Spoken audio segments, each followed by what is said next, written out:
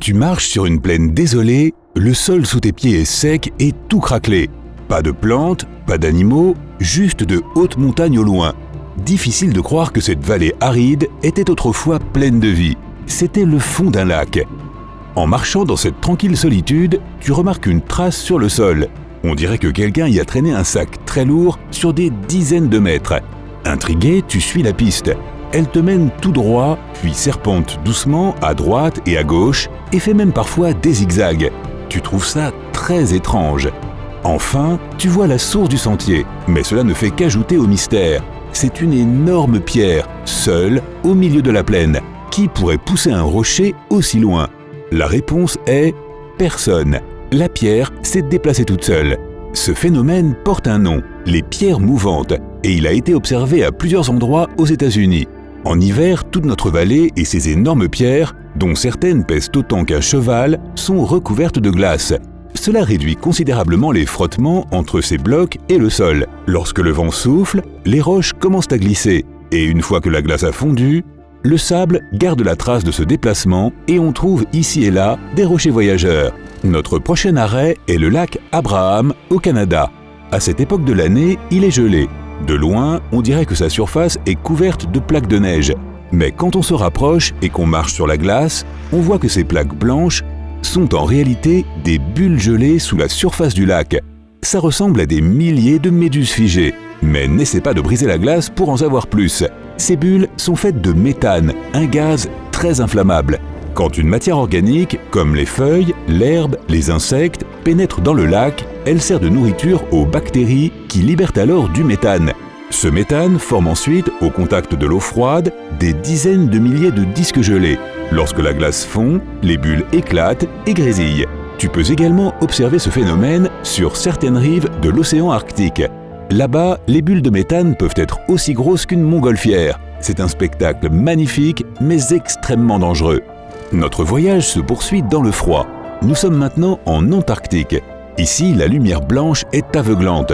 Dans un paysage de neige et de glace sans fin, tu remarqueras au loin un point rouge.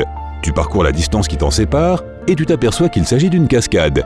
Oui, rouge, d'environ 5 étages de haut. On dirait que le glacier saigne. Mais ce n'est pas une scène de film d'horreur, c'est un phénomène tout à fait naturel.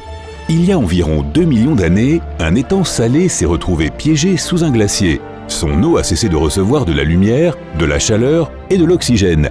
Puis, un mince filet a commencé à s'écouler de la glace. Le contact de cette eau salée avec l'oxygène lui a donné sa couleur rouge vif.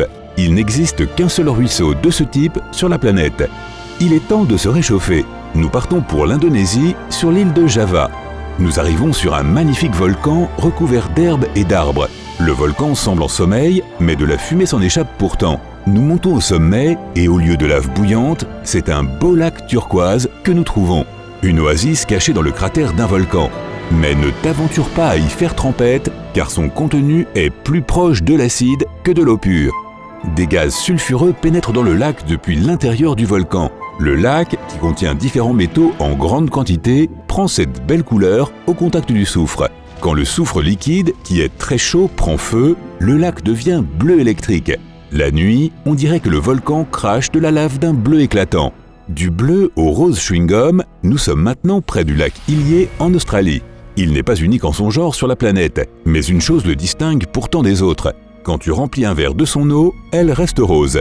Les scientifiques ne savent toujours pas pourquoi le lac est de cette couleur. La théorie la plus répandue est celle des algues d'eau salée et des bactéries roses.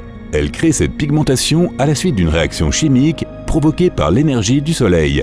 Ah, et au fait, il t'est tout à fait possible de nager dans ce lac, bien qu'il soit extrêmement salé. Mais il est fermé aux touristes, sauf si tu as une permission spéciale, par exemple pour des recherches scientifiques. Le public peut cependant faire un tour en hélicoptère au-dessus de ce joyau de la nature. Nous sommes maintenant dans le désert du Namib, en Afrique australe. Là, tu remarques un étrange phénomène qui s'étend sur des centaines de kilomètres. Des taches rondes inhabituelles dans le sable, qu'on appelle des cercles de fées. Ces cercles-là peuvent faire entre 2 et 15 mètres de diamètre. Selon une théorie, ces cercles sont dus aux termites de sable. Elles creusent des trous pour stocker l'eau et mangent toutes les racines des plantes qui se trouvent autour. si bien que rien ne pousse sur ces taches. Selon une autre théorie, les cercles seraient causés par des radiations, et certains pensent même que ce sont des plantes toxiques qui en sont à l'origine. Tous les éclairs ne viennent pas du ciel. Il existe un phénomène très rare appelé orage volcanique, dans lequel la foudre, au lieu d'être produite par des nuages, est générée dans ou à proximité du panache d'un volcan. Le Sakurajima du Japon est l'un des volcans actifs les plus célèbres au monde. Il entre en éruption presque tous les jours et rejette des nuages noirs dans le ciel. La foudre se forme à l'intérieur de ces nuages. Dans tout orage, des cristaux de glace entrent en collision les uns avec les autres et produisent de l'électricité. C'est ainsi que la foudre apparaît ordinairement. Lors d'un orage volcanique, ce sont des particules de cendres et non pas des cristaux de glace qui sont à l'origine des décharges. Notre voyage se poursuit sur l'eau. Nous montons sur un bateau et nous nous éloignons du rivage. Peu importe où nous sommes, le phénomène suivant se produit partout dans le monde. La mer est claire et calme, il n'y a pas de vent. Mais qu'est-ce que c'est ? On entend un bruit de plus en plus fort. En quelques secondes, une énorme vague de 14 mètres de haut apparaît à la surface de la mer. Heureusement, ton bateau parvient à se maintenir à flot, et la vague disparaît aussi soudainement qu'elle n'est apparue. Tu viens de survivre à l'attaque d'une vague scélérate. Certains scientifiques pensent qu'elle se forme lorsque le courant de surface de la mer rencontre un puissant vent contraire. D'autres disent qu'elle naît du heurt entre des courants chauds et froids. Mais selon la théorie la plus intéressante, les vagues scélérates se formeraient par ce qu'on appelle le vampirisme cinétique. Ainsi, dans certaines conditions naturelles, les vagues acquièrent la capacité d'échanger de l'énergie cinétique. Et parmi toutes les vagues, il s'en trouvera une, le vampire, qui absorbera de l'énergie auprès de toutes les autres et qui la libérera d'un seul coup. Cela expliquerait la force d'impact et la disparition soudaine de la vague. Notre prochain arrêt est le désert d'Atacama, dans le nord du Chili. C'est l'un des endroits les plus secs sur Terre. Il n'y tombe généralement pas plus de 15 mm de pluie par an. Mais tous les 5-7 ans environ, tu peux y voir des fleurs éclore. Cela est lié au phénomène El Niño, dans lequel des températures élevées dans l'océan entraînent des précipitations sur les terres. Par suite, les sables jaunes de l'Atacama se colorent de violet, de blanc, de vert et de rose. Des fleurs de plus de 200 espèces. Mais étrangement, le désert ne fleurira pas si les pluies sont trop abondantes. Retour vers l'Australie et la ville de Wagga Wagga en Nouvelle-Galles du Sud. Nous sommes en mai, l'hiver commence le mois prochain ici, mais la température est d'une fraîcheur agréable. L'herbe est encore verte, un beau soleil brille, au loin, tu vois des champs couverts de neige. Mais en t'approchant, tu te rends compte qu'il ne s'agit pas du tout de neige, mais d'une couche de toile d'araignée. C'est un phénomène parfaitement naturel et très répandu chez diverses espèces d'araignées. On appelle ça le ballooning, ce qui se traduit par vol en montgolfière.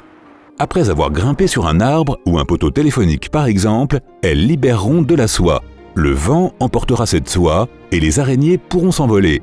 Si elles sont assez nombreuses à le faire en même temps, disons des millions, on observera une migration massive d'araignées, une scène qui ressemble de près à l'un de tes pires cauchemars. Quand cette pluie d'araignées prend fin, la terre est couverte de toiles. Les champs, les arbres, les clôtures, tout. C'est absolument sans danger pour nous, même si c'est assez gênant. Bonne chance pour dormir cette nuit.